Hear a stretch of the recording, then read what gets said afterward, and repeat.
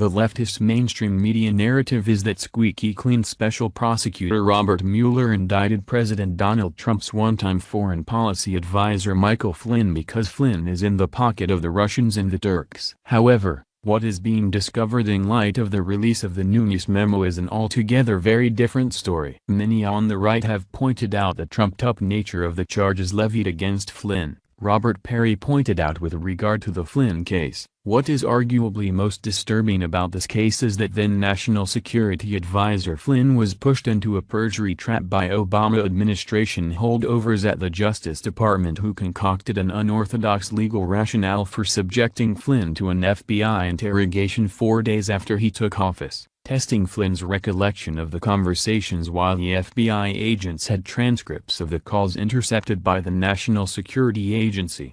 In other words, the Justice Department wasn't seeking information about what Flynn said to Russian Ambassador Sergei Kislyak. The intelligence agencies already had that information. Instead, Flynn was being quizzed on his precise recollection of the conversations and nailed for a line when his recollections deviated from the transcripts. Then, just 4 days into the Trump presidency, an Obama holdover, then Acting Attorney General Sally Yates, primed the Flynn perjury trap by coming up with a novel legal theory that Flynn, although the National Security Advisor designate at the time of his late December phone calls with Kislyak, was violating the 1799 Logan Act, which prohibits private citizens from interfering with U.S.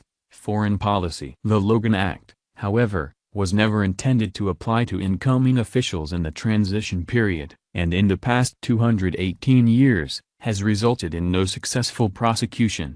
Yates then performed mental gymnastics based on her Logan Act theory to assert that Flynn's deviation from the transcript of the intercepts meant he might be vulnerable to Russian blackmail. Meanwhile, memos have been discovered that show this may have been a witch hunt from the beginning and Flynn may have been targeted by disgraced former Deputy FBI Director Andrew McCabe due to Flynn's intervention in an agent's sexual discrimination case against McCabe and other top officials. This is according to documents and interviews uncovered by Circa News. It certainly explains why Flynn was targeted for takedown in the fictional Russian collusion investigation. After the retired Army general roiled the Bureau's leadership by intervening on behalf of a decorated counterterrorism agent, Flynn's intervention in the EOC, Equal Employment Opportunity Commission, case on behalf of Supervisory Special Agent Robin Gritz was highly unusual in and of itself. His intervention included a letter in 2014 on his official Pentagon stationery, as well as a public interview in 2015 supporting Gritz's case. He also extended an offer to testify on her behalf, making him a hostile witness against McCabe. McCabe was soaring through the Bureau's leadership ranks at the time with a very promising career ahead of him. Flynn's testimony was so damaging to McCabe, the FBI sought to block Flynn's support for Agent Gritz in May of 2014. They sought a federal administrative law judge to keep Flynn and others from becoming a witness in her EOC case. 2 years later the FBI opened its inquiry of Flynn in timing that is suspect at best given the EEOC claim is still pending. McCabe's own testimony is some of the strongest evidence as to the retaliatory nature of the FBI investigation, as he admitted under oath that the FBI opened an internal investigation into Gritz's personal conduct after learning the agent had filed or intended to file a sex discrimination complaint against her supervisors. McCabe eventually rose through the ranks to become the FBI's No. 2 executive, emerging as one of the key figures in the FBI's Russia election tampering investigation. This allowed McCabe to be put in a position to impact the criminal inquiry against Flynn in a significant way. No less than 3 separate FBI employees speaking only on condition of anonymity for fear of McCabe's retaliation have stated that McCabe personally disparaged Flynn's character during the time the retired Army general emerged as a person of interest regarding the Russia matter.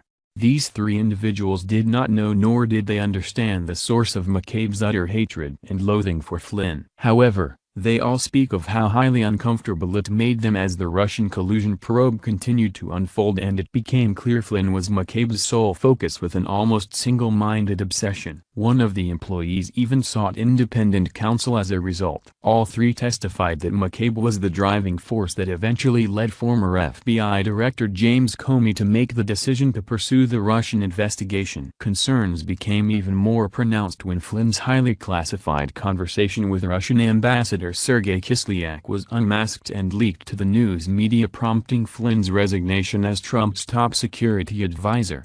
One FBI employee stated very clearly after noting the very specific contents of the leaked conversation that was known to only a handful of government officials, the Flynn leaks were nothing short of political targeted to take him out. The probe on Flynn eventually broadened to include questions regarding whether he properly disclosed foreign payments affecting his security clearance. McCabe has refused to recuse himself from the Flynn investigation in any aspect despite his conflict of interest regarding the ongoing EEOC case. Considering his level of conflict, it would have been considered an ethical obligation on McCabe's part for him to recuse himself from the Flynn probe to avoid the appearance of retribution or bias.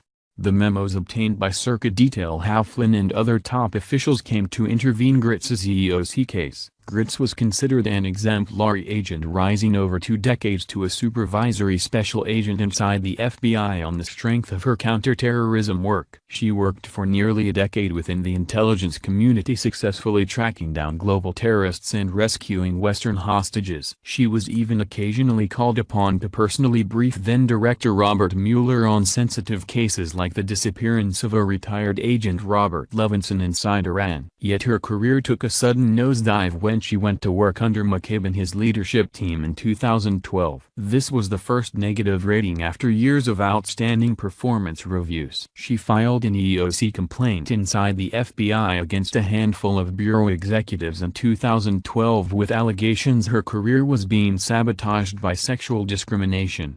The FBI in return retaliated, referring her to the Office of Professional Responsibility investigation due to time card irregularities. Emails and testimony show FBI officials castigating Gritz for being overly emotional, potential mental illness, sending inappropriate emails. The FBI investigated itself and concluded there was no discrimination based on Gritz's referral to the OPR investigation regarding her time card before she ever filed her EEOC complaint.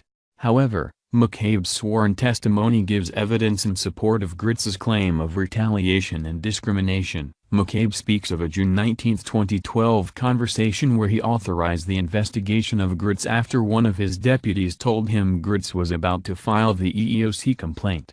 McCabe's testimony reads, "I first learned of the issues that led to Ms. Gritz's current OPR investigation during a telephone call with Deputy Assistant Director, DAD, Jennifer Lay on June 19, 2012. I recalled that during the course of our conversation Dad Lay mentioned to me that Ms. Gritz had filed or intended to file an EEOC complaint against her immediate supervisor. The investigation was initiated by the FBI the very next day against Gritz. Her formal EEOC complaint followed a few weeks later. Gritz chose to resign from the FBI in 2013, with her case becoming the poster child for a national public radio story on the FBI's allegedly hostile environment for women agents in 2015.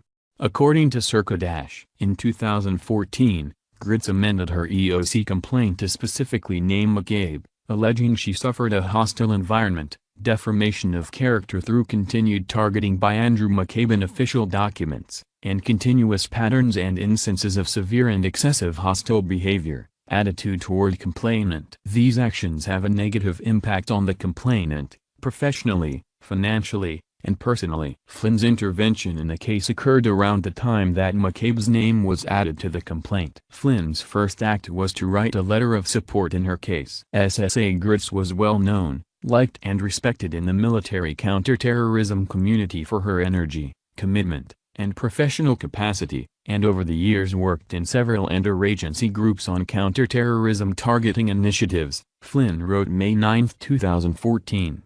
At the time, Flynn was an Army lieutenant general and the chief of the Defense Intelligence Agency, and he put his letter on official agency stationery to be submitted in Gritz's case. As soon as Gritz revealed to the FBI that Flynn and other top federal figures had written letters to support her case and likely would be called as witnesses, the Bureau dispatched a lawyer to try to block the evidence from being included in the EO case, documents show. The FBI has reviewed the letters submitted by the complainant and objects to their inclusion in the record, the Bureau's lawyer wrote. They are self-serving letters, not part of any personnel file nor contemporaneous generated during the period of Ms. Gritz's employment with the FBI, and which she has unilaterally solicited and obtained. They should be excluded. While the FBI argued Gritz's had become underperforming, tardy to work, insubordinate, possibly mentally ill or emotional and deserving of a poor performance review, Flynn argued just the opposite, saying he saw the agent excel while working with the DIA and other intelligence community agencies.